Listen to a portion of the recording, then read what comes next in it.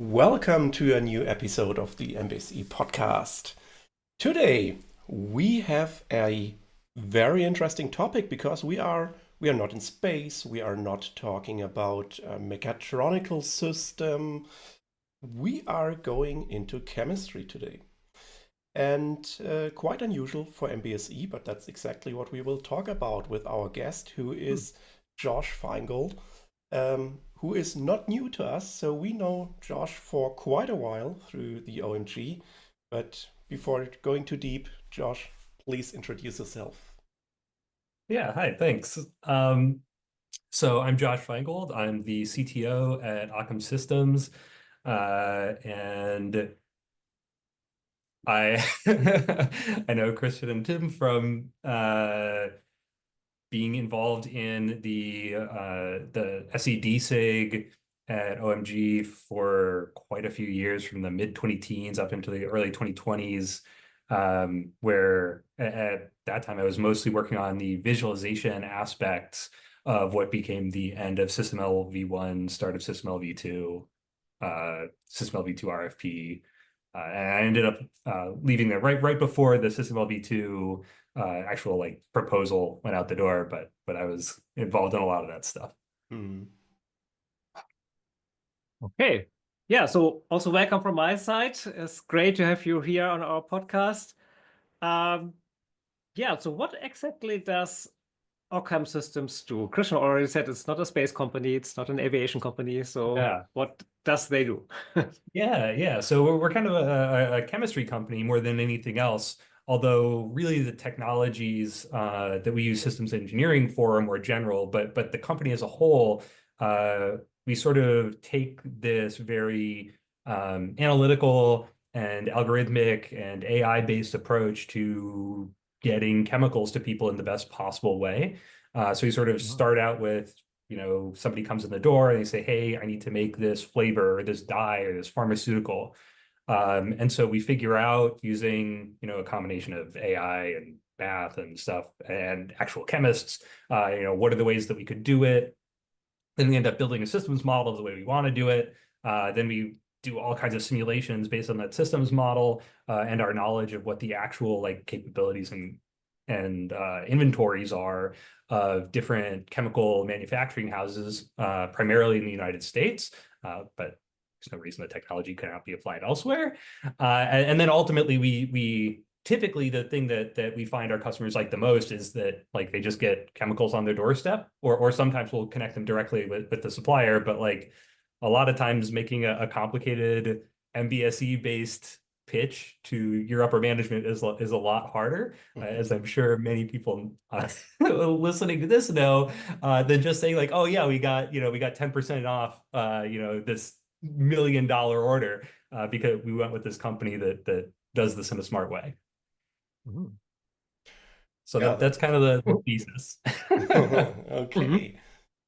And so you already mentioned it a little bit. So you're going a systems approach, and why did you come up, and who came up with the idea using these MBSE principles for chemical sourcing? So I would never have thought about that. Yeah, so it really started kind of back in 2020, when the US government and especially the Department of Defense were very interested in making sure that if there were critical chemicals, for example, pharmaceuticals, and the US couldn't source them from, for example, China because they were also in need of all of the same chemicals, that we would have a way to figure that out. And one of the obviously difficulties of this problem is that it can be very opaque how this happens. And I think that a lot of the real processes that happen today in most of the industry are extremely opaque. And one of the benefits of systems engineering, and in particular model-based systems engineering, is that even if the diagrams can be a little scary at first, they're a lot more accessible than 50 pages of equations on average. So, it really kind of we had an opportunity for the government to fund this because it allowed a lot more transparency and flexibility into the process of sourcing these very critical and complicated problems. Okay, so there are no similar models or approaches in the chemical industry. So that's why you then came up with MBSE, is that correct? Yeah, kind of. I mean, it's very interesting. We actually wrote an article, although we were not all in Occam at the time, many of the founders of Occam were authors of an article for the American Institute of Chemical Engineering journal, which was kind of like one of their most popular articles of the year, where we talk about this approach specifically in chemistry because it is so novel in chemistry, right? It's not just like you guys aren't aware of it or something like that. It's like, no, this is really not used in chemistry in any kind of way that like, or even a very similar direct analog. Okay. Yeah, so is complexity the issue? Because many product manufacturers also had no MBSE until they reached the limits of complexity, no? And then they introduced systems engineering and MBSE and so forth. So is the Yeah, to a certain complexity extent. okay. I do think that plays into it, because I think a lot of where the complexity lies is not where there are a lot of interfaces between things, right? Which is where systems engineering tends to, have the biggest influence, right? And, cars and airplanes and things like that, right? There's just a lot of interfaces. A lot of the complexity in chemistry is just like figuring out what's the chemistry you're supposed to do. What are the conditions that you want to use, right? That, how do you scale it from a test tube up to a 10,000 liter vat, right? Those are the kinds of things that chemists and chemical engineers tend to be focused on. And so a lot of the systems level problems are not really addressed that much in the space. Okay. Yeah, interesting, because I guess yeah, if I remember right, yeah, the physical and chemical interfaces or behaviors are pretty much crystal clear, but the combination and as you say, doing something in the laboratory is a totally different thing than scaling it into enormous amounts. Yeah. Yeah. So Very it's interesting. and also the chemistry doesn't, right? Like in any case, it just isn't. It isn't the way that they had thought about it. Usually, it's kind of the next step down. Like whoever's going to make the consumer good with the chemical, right? They're more interested in the systems engineering stuff, but the chemists and the chemical engineers themselves didn't tend to enter that regime. Yeah. As we speak about it, I'm reminded of that we, from my heritage, so to say, is from the PLM point of view, we very often thought about isn't a recipe to create some chemicals, isn't it somehow like a bill of materials in some way, or at least somehow like a bill of processes, how to manufacture and assemble something, or to how to create the chemistry. And we were wondering that PLM is not known in this area as well. That's Yeah, it's just not how they think about same. it. And actually, that's something that's under development right now, is what is the most automatic way that we can translate a recipe into a full-blown systems model for the purposes of all the things we do with systems models. Because it's not just structure, it's also behavior. Yeah. Okay, great. Yeah, structure, it's behavior. There's all kinds of things that are like written between the lines that chemists know, right? So there's a lot going on there that makes it tough. Okay. Yeah, speaking of structure and behavior, with structure and behavior, we are very quick in the field of SysML. And you told us before that you're doing a systems engineering approach, but without SysML. And how does that work? Do you do your own modeling language, or don't you need it at all? Yeah. So we do. We have our own modeling language. It has a full graphical syntax and a full textual syntax, and they are continuous and fluid. So one generates from the other on the fly. And they're both fully complete.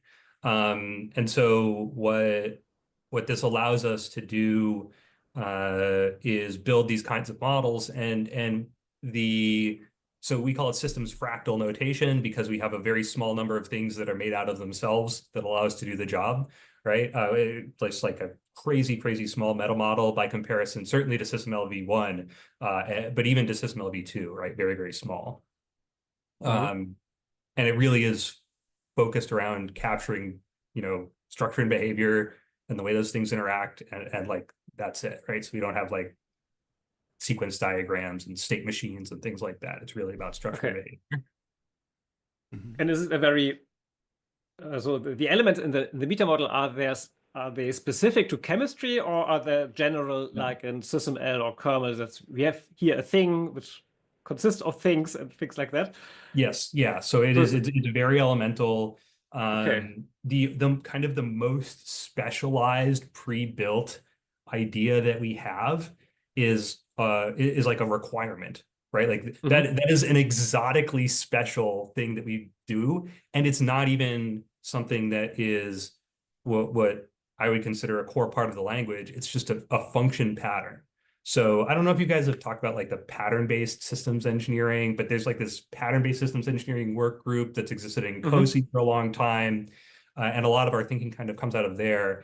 Or in SysML v2, there's this like definition and usage split. And so we don't have that, but we use a lot of the same kinds of ideas where it's like, this is a pattern, this is a function, you can use it all kinds of places. And so one of the functions, one of the few built-in sort of like idea level functions that's not like add two things together, that we have is requirement, right? And it's really just a function that has an input that says, this is the value it needs to be compared to in this way. And, this is the thing that says, am I or am I not interested in this requirement right now? Because maybe it's an EU regulation and this process is happening in the US. So this requirement doesn't apply to this instance of this process, right? And that's really like realized as we care to get at the core level. Okay. And is it a kind of a subset of, then probably kernel, or did you put kernel and SysML aside and create a completely new? Yeah, so it's kind of from the ground up. I think that if you were to look at the closest analogs, I think it is much more at the level of kernel, right? It's that same sort of very simple bare bones thing compared to like a full SysML v2, but that actually has some benefits for us both internally and externally. And I think that if you look for like the nearest neighbor in terms of actual like language specifications, it's probably got more in common with like a Haskell than it actually does with like SysML v2 or certainly SysML v1, which is an obscure language, I guess. But for listeners of this podcast, it may be sufficiently not obscure.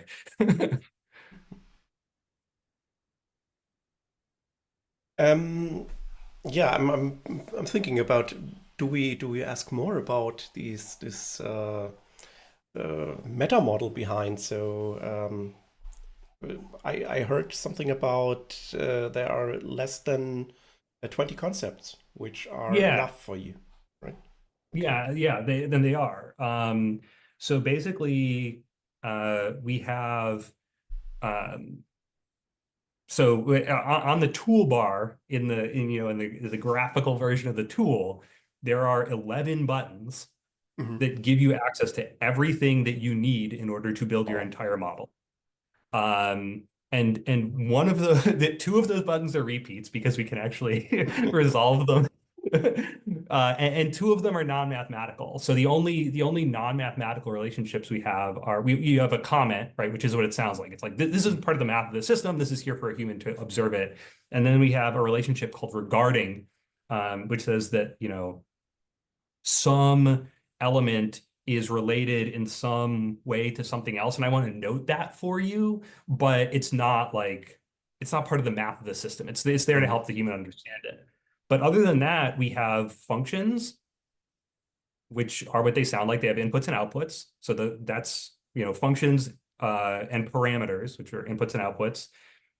We have systems, which are a special kind of function that has state that evolves through time. And if we talk about Wymore a little later, that may sound familiar. Mhm. We have archetypes and fields, which are sort of like your block definitions in SysML v2, right? And then we have assets, which are concrete things in the world, or pieces of data or things like that. But if it has a number value assigned to it, and it's outside the scope of any particular function that number or name or whatever exists, that's an asset. And so actually by having, and that's it. That's the whole Okay. metamodel. We Wow. can do everything from that. Mhm. And then Okay. there are a couple relationships. Relationships are one of the big places that we save.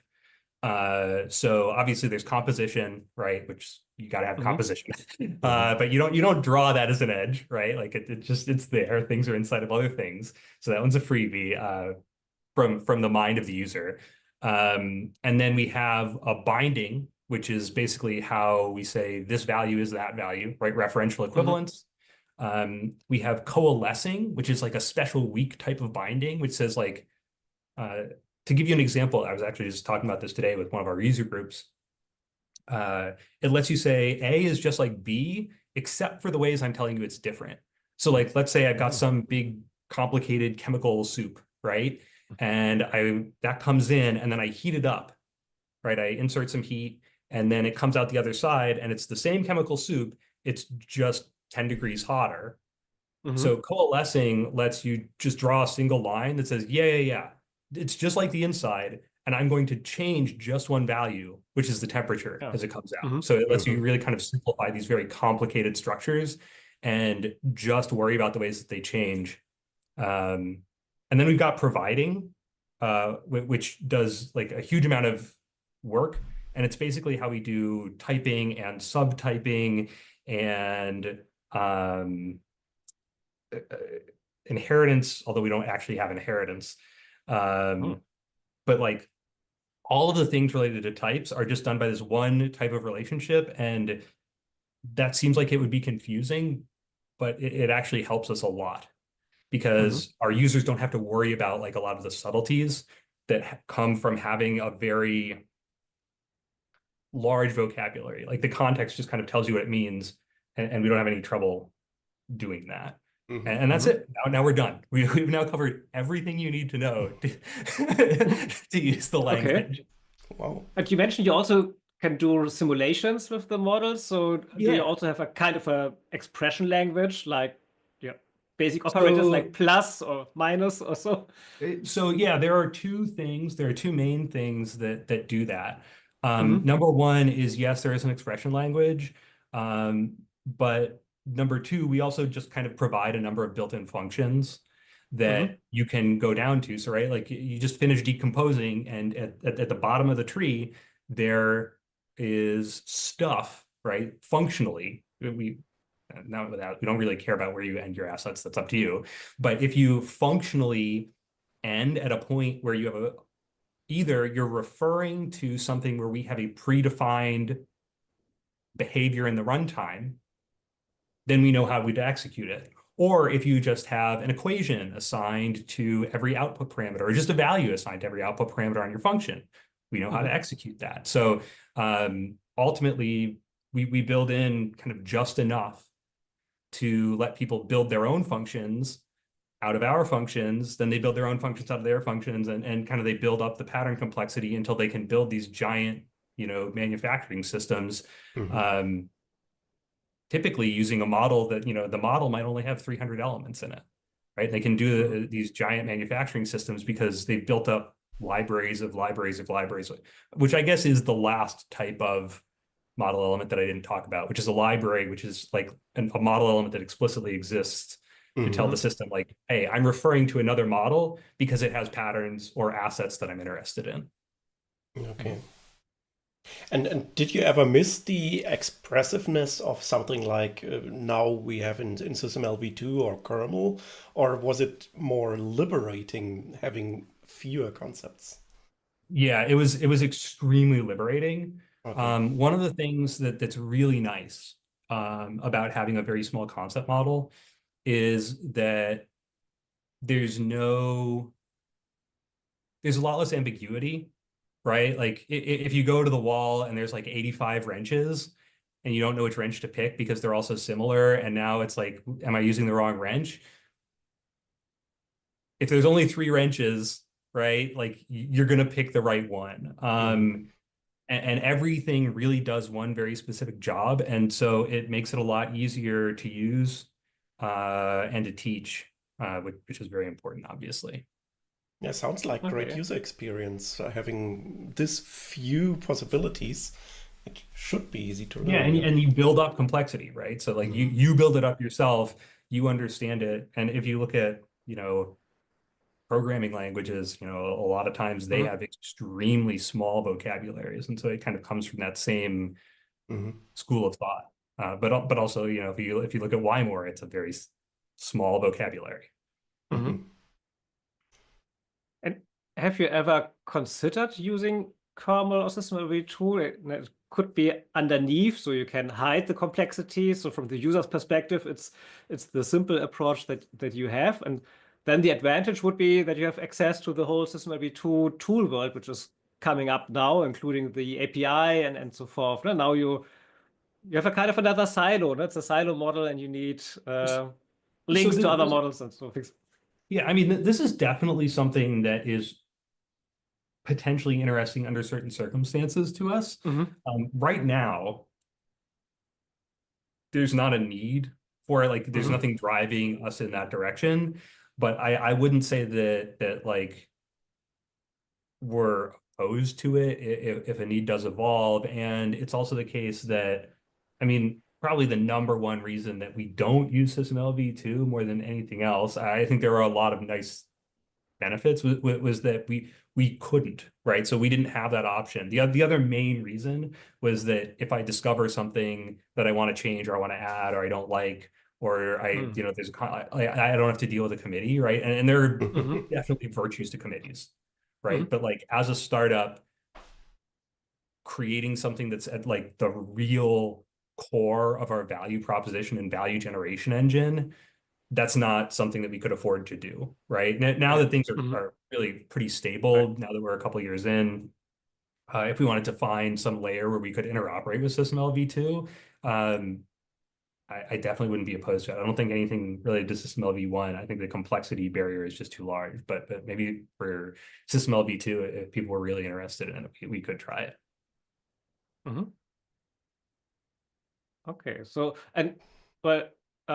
so you also developed a tool for it, no? So it's Yeah. you also need a tool for the language. So Yeah. So right now the tool is primarily used internally. That's where I think it probably gets, well, maybe only 40% of its use. And then we have a relatively small group of users outside of Occam Systems. We are not today kind of out promoting and selling the systems engineering tool, right? Like, and again, kind of one of the primary reasons is what I already discussed, which is that selling MBSE into an organization is kind of a slow and difficult. It requires a lot of buy-in from both the technical people as well as their management, as well as, oftentimes corporate initiatives. And for a relatively young, small business, those kinds of timelines are just too hard for us. So, however, if somebody hears this and they're really excited, like, hey, I don't know if I can sell SysML v2, but maybe I can sell this thing with 20 different ideas total. Or I could get started. If you are really excited, you can go to occamsystems.com and like drop us a line. But that's not primarily what we do. But yeah, we do have a tool. It is web-based. It is natively version controlled through Git, both with local Git integrations as well as GitLab and GitHub integrations. And so it's simultaneously a text tool and a graphical tool. It's built with Tom Sawyer perspectives. So I am a former CTO of Tom Sawyer and a current customer of Tom Sawyer. Oh, cool. Okay, and you referred to Wymore twice already.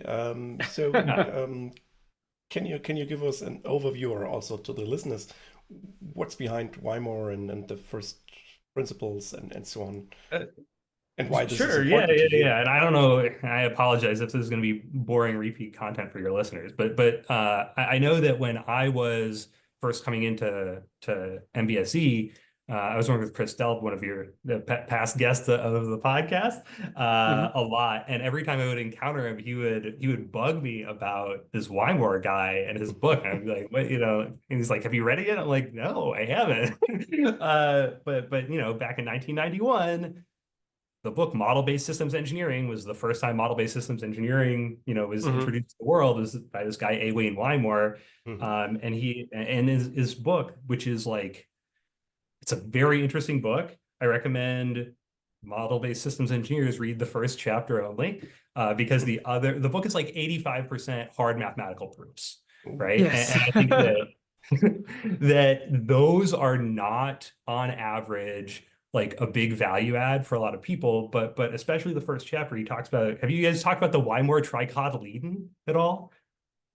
Yeah. No, Oh, I love the I Wymore not. tricotyledon. It's ridiculous. So basically, uh, the premise of model-based systems engineering in that book Mhm. is that you can sort of think of the world as being, if you're a systems engineer, you can think of a space, a mathematical space that describes all of the functionality that is required of your system. And you Mhm. can think of a space that describes everything you could possibly build, right? And someplace those overlap. And Mhm. Mhm. finding and effectively exploring that overlap is systems, like that is the core of the job of systems engineering. And so model-based systems engineering, as it was originally described back then, was a purely mathematical idea of a model. And the Mhm. way he drew this was that like you can think of this as a Venn diagram, and there's like an overlap in the circles, right? And those Mhm. are the buildable systems that do the job you want to do. Um, but he drew it like leaves. Like he drew, instead of circles, he drew kind of like blobby leaf shapes. And so he called it the tricotyledon. Um, Mhm. but Oh. really that is the job that we focus on really hard at Occam, and why the meta model contains what it does Mhm. is that we want to describe the space very rigorously. What are we trying to accomplish? How do we know that we're accomplishing it? What are the requirements to accomplish it? What are all the things that are out? What do these CMOs actually have in their stock? And then how do we do the math to overlap those things and find the best possible solution? And that's why we do it with a Okay. systems model. Ah, okay. Mhm. Yeah, I know many people who owns that book, but I have rarely met people who have read it. So because it's a I tough actually one. really enjoyed it. So I started reading it, but many years ago. But I don't remember if I was able to read the whole first chapter, but not the other one. So it was wow, So, Yeah, tough stuff, but yeah. So some interesting, of the really proofs, interesting. some of the proofs get a little bit crunchy for sure, but I Yeah. think that there are a lot of really important key concepts in it, and those are what we really tried to capture. That was what I was most Okay. focused on.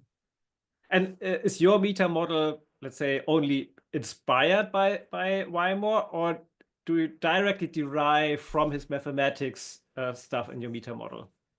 So I don't think that we That's- focused on the low-level mathematics of it in that way, but I think Mhm. capturing, like very directly translating the concept model of that, how do you describe the world? How do you describe the functions? How do you describe the overlap, and determining if you are in that satisfactory region and how much you like the result in that satisfactory region?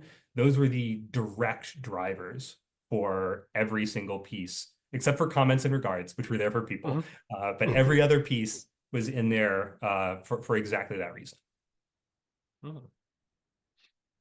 Cool. You also mentioned AI. Um, do you use AI together with your MBSE? For example, that the AI automatically finds this common space So or things like that, or as an assistant to create your models, or we yeah. use an AI. So AI mostly occurs upstream of the systems engineering model. So we use a lot of AI and algorithms and chemistry know-how to figure out what is the version of the process that we want to model. Then we build the model itself, and we run the model through, a huge number of simulations for any given chemical for all of these sort of different configurations, which allows to optimize it. And you can't actually run every possible combination. That's mathematically impossible for the scales of things that we're doing. But we do use very large numbers of simulations that allow us to interrogate the space and then algorithms to pick the best from different fragments of different simulations. Okay.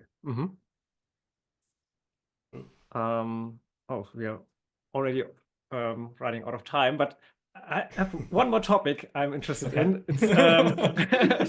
It's a PLE, product line engineering, and I assume you have similar challenges because you do not develop a single, what is it, a chemistry process or so, but you have more a product line. So do you also apply the typical PLE techniques with a feature model that the customer wants to have these and that feature, this chemistry, that chemistry, and so is there So connection to sort of PLE? similar. Yeah, I mean, we have some, I think, very bare bones PLE and PLM concepts around variation points, but a lot of that just gets handled in the automation space, and a lot of it kind of gets handled manually upstream, where if there are 3 different interesting and worth exploring versions of a production pathway where we've got, you could do this set of equations or that, or this set of transformations or that set of transformations, we'll kind of build them in parallel, evaluate them individually, and then evaluate those results to each other. So yeah, we don't kind of explicitly build those PLEs into the systems model itself. Okay.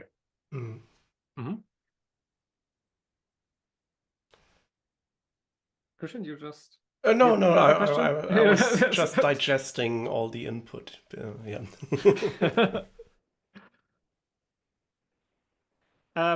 I was not sure if I was on the right correct website, occamsystems.com, right? That's the website. Yeah, so it's very bare bones right now. Yes. And yeah, it's extremely bare bones right now. So the reason is that we're kind of reorienting the message, because we used to have actually a very MBSE oriented website. But kind of, as a young growing business, what we found is that what people would rather have than to go in and sell this MBSE based methodology, they just want to know, hey, there's people doing like really smart math and algorithms and AI, and they can, get us this chemical in the door for X% cheaper. And that's really the thing that most people care about. So, we all know the reality, right? Yeah. Yeah, we will take the link into the show notes. Yeah. Yeah, if people are interested in your metamodel or in just screenshots of your tool, is something like that available so that people get an idea how it looks like, how it works? Yeah, I don't. So it used to be on the website. I don't know what the best place is if they just kind of like want something that they can click on and get on their desk. I did a webinar a year ago with Tom Sawyer that people can look for, and that has some. I mean, it's a bit dated, but some pretty decent live demonstration. What does it look like? How does it work? Oh, cool. And I'm pretty sure that recording is up on YouTube still. I was taking it down. Oh, but yeah, they can always contact us through the website, even though right now it's just like an email contact form. Yes. Yeah.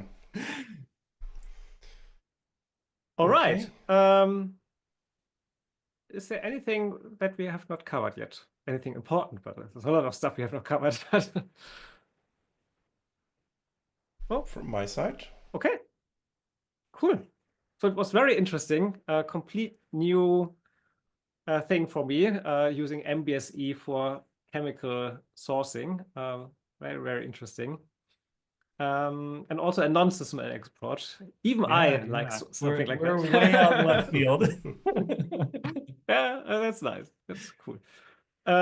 Okay, so then, well, we have not decided about our next topic yet. We have some ideas. Maybe MBSE with circular economy. That's a nice combination. We are in contact with a guy who knows something about that.